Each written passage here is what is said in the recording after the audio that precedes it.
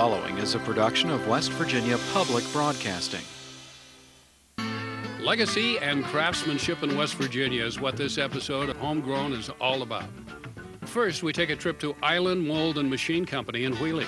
Family owned and operated, Island Mould has been producing the basic framework and patterns used by glassmakers in the hand shop industry for close to a century. Dad always said, you know, a glass worker always gets the credit, but he said they need to give a little bit more credit to the mold maker. He said it's more of a team effort between the two of them. And he said, we're the unsung heroes in the glass industry. And he said, and you'll always remember that as long as you live. And I do. I still preach it to my kids today.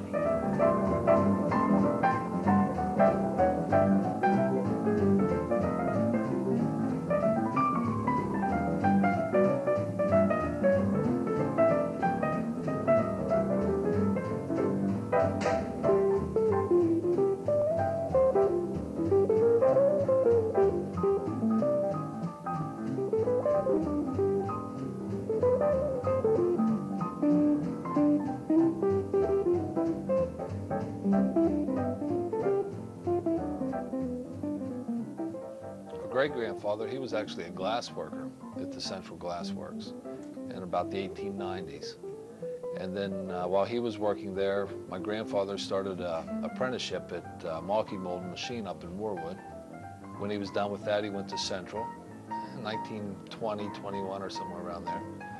Then he worked there till the last 4 years before Central closed in 1939. He became the mold shop foreman.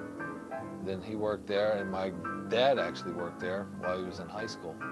He worked out in the glass inn, and his dad was in the mold shop, and his grandfather was out making glass. Well, the company was founded in 1939 by my grandfather and my dad on Wheeling Island, hence the name Island Mould. It was in a two-car garage. Back in that time, it was the end of the Depression, and Imperial Glass had bought all the glass-making equipment, and my grandfather and dad had bought all the mold-making equipment. Our first item that we had made back in 1939 was of Roosevelt, who was a very popular president, and by today's he's still a very popular president.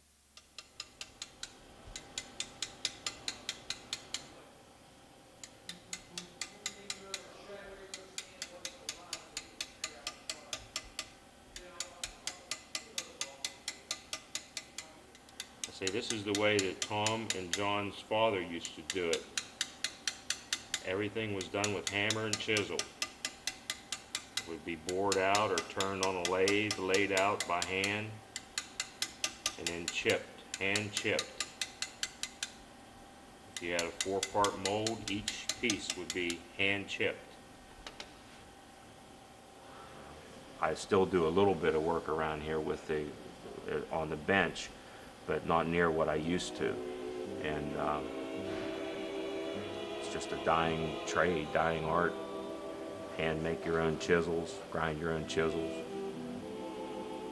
Well, everybody that we have here at work is some type of an artist, whether it's a crafty artist, a mathematical artist, or however you want to describe that.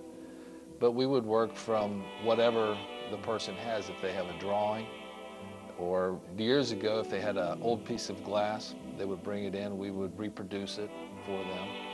A piece of clay, paper mache, a candle, wax, I mean, whatever they come up with.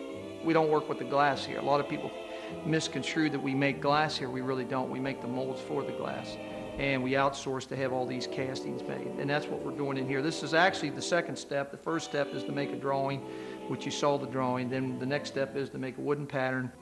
We use a lot of basswood, which is a wood linwood is the material that we're using, but it's like a bass type wood. It's real soft. It's really not good wood to make furniture out of because it's so soft, but it's good for us because you have to be able to shape it and cut it and carve it.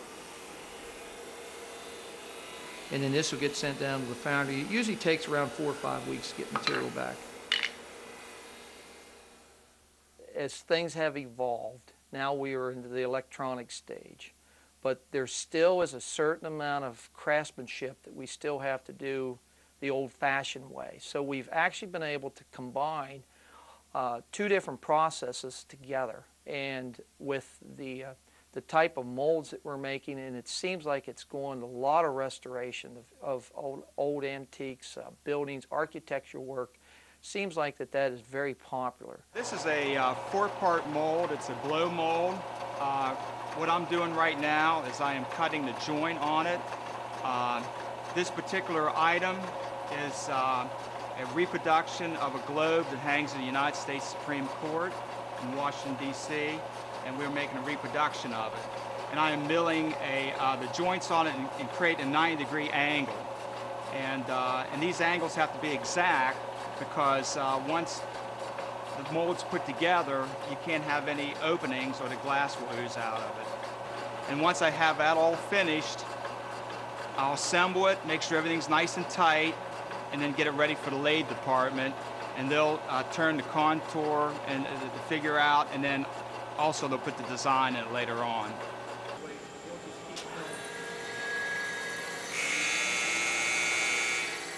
Today, this is a signature for the Weissar Enterprise that it's in reverse, and when the glass goes in it, their signature will be in the bottom of the glass. This original master was a signature that was written by hand, and I hand chipped it with a chisel to make the master to duplicate into the finished iron. Laid it out on here, and then I hand chipped it to make the master. And that's before the CNC. This has been around a long time. And I've been here 43 years.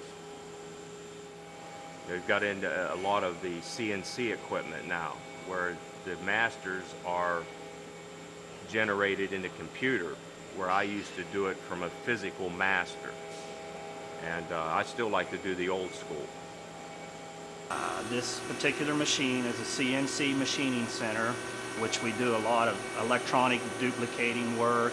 It's capable of doing several varieties of things, drilling, tapping. The particular job I'm doing now is forming what we call a plunger. It's the part that presses the glass down through the mold. It's the cavity part of it. This is a lens for an aircraft.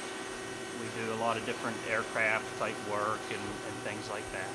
This is the mold that makes this particular piece. This is stainless steel. This is what we call a ring, which would come down over top of this. They'll drop the glob of glass in, and the particular part that I'm cutting here on the machine is what basically presses the inside of the cavity and forms the shape. Mainly, I'm the one of the last phases. It'll come through as just a chunk of iron, and then the milling machines and stuff will kind of get it to shape and square it, drill the holes and stuff, get it ready for me, and then once it comes into my department, I'll do the cavity work and the shape, take shape of the article. Then once it's done with my department, it goes out to the polishing department for the final stage, which is taking out the tool marks. This is a moon and star mold. After they finish duplicating it, there's tool marks and cutter marks and things, and it's my job to buff them out. I use air grinders with different grits of sandpaper. Polishing is somewhat progressive. We start out with coarse grits and go up to a finer grit until we have the finish that the customer wants. This particular piece of glass here came out of this mold. This is a four-part mold. Four-part meaning there's four pieces. They're hinged together. They sit on a bottom plate, which is track. There's pins in the bottom of the mold that help keep the mold on the track. It closes like this. Then there's a key that the glass worker will lock the key. Then there's a ring and a plunger that's suspended down from above that presses the glass and forms the inside. Well, as our dad used to always say, that he always strived to be the best mold shop. He knows that he'll never be the biggest mold shop, but he hopes that he's the friendliest. So we try to be very friendly to all of our customers. If you're friendly to people, you treat them right, and you offer them a top-notch quality product for, a decent price, then, I think you'll succeed.